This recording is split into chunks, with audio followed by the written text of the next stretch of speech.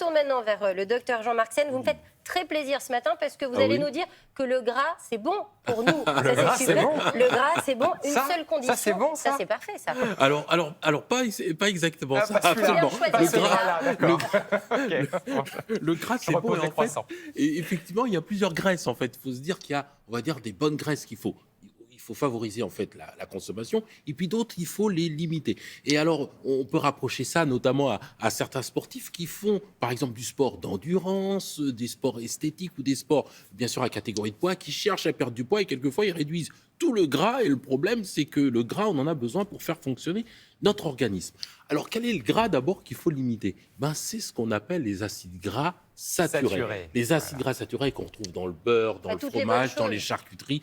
Et oui, ça, il faut essayer de diminuer. Et puis, les acides gras transformés industriellement, effectivement, qu'on retrouve dans les plats préparés, dans les viennoiseries, surtout les viennoiseries, évidemment, industrielles et tout ça. Effectivement, voilà, on va tenter de le limiter. Les chips aussi, évidemment, on essaye de limiter tout ça parce que, voilà, c'est pas du bon gras. Bon, mais docteur, vous nous dites quand même qu'il y a de bonnes graisses là qu'on peut consommer. Absolument, il y a des bonnes graisses à consommer. C'est ce qu'on appelle les acides gras monoinsaturés. Ça, on va le retrouver dans l'avocat ou dans l'olive, l'huile d'olive. Là, ça, ce sont des bons gras. Vraiment, ça, c'est quelque chose qui est positif. Et puis également, les acides gras polyinsaturés, les fameux oméga 3, oméga 6. Vous en avez entendu parler. Oui, on retrouve dans le poisson, voilà, dans le saumon, dans la sardine, etc. Ah, les amandes, très bien. Les amandes également, dans les noix, tout ça, l'huile de lin également. On va retrouver ces acides gras polyinsaturés. Et ça, au contraire, il faut en consommer. Et alors, comment ces graisses-là nous font du bien à nous ? Eh bien, parce qu'elles rentrent dans la composition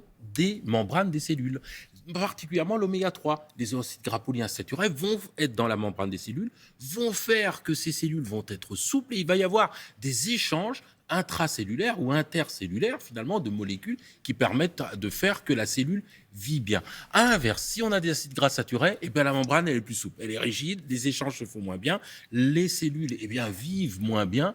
Résultat, eh bien, on se rend compte que si on prend des acides gras polyinsaturés, eh bien, on va améliorer sa qualité de vie, on améliore l'aspect cardiaque aussi, on évite les thromboses, les inflammations, on diminue aussi le risque, par exemple, d'inflammation en cas d'arthrose ou d'ostéopénie. On améliore également la mémoire, les cellules neurologiques, les cellules du cerveau, eh bien, fonctionnent mieux grâce au bon gras. Et donc, la dégénérescence, par exemple, dans la maladie d'Alzheimer, recule. Donc, en pratique, allez, quelques conseils très pratiques pour améliorer son alimentation. On mange du poisson gras 2 fois par semaine. On alterne les huiles. On parlait d'huile de lin, d'olive, etc. On les alterne ou on les mélange. Et on fait attention à ne pas mettre plus d'une cuillère à soupe par personne, par portion. On limite aussi cette consommation. On limite la consommation des fritures, tous les poissons panés, etc. Ça, on limite tout ça.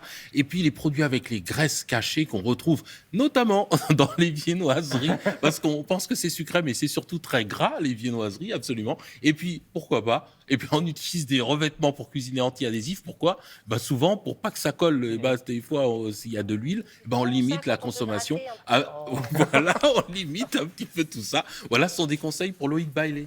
Pour le réveillon, on a quand même le droit de faire une petite entorse et de manger aussi un peu de mauvais gras. Absolument. Pour le réveillon, quand même, voilà, il faut bien sûr se faire plaisir et on a tout à fait la possibilité. Vous savez quel est mon mantra, Jean-Marc ? C'est le gras, c'est la vie. Le gras, c'est la vie. Et le bon gras. Le bon gras, bien sûr. Du coup, pour l'instant, ça, Maud, vous voyez, hop, confisqué.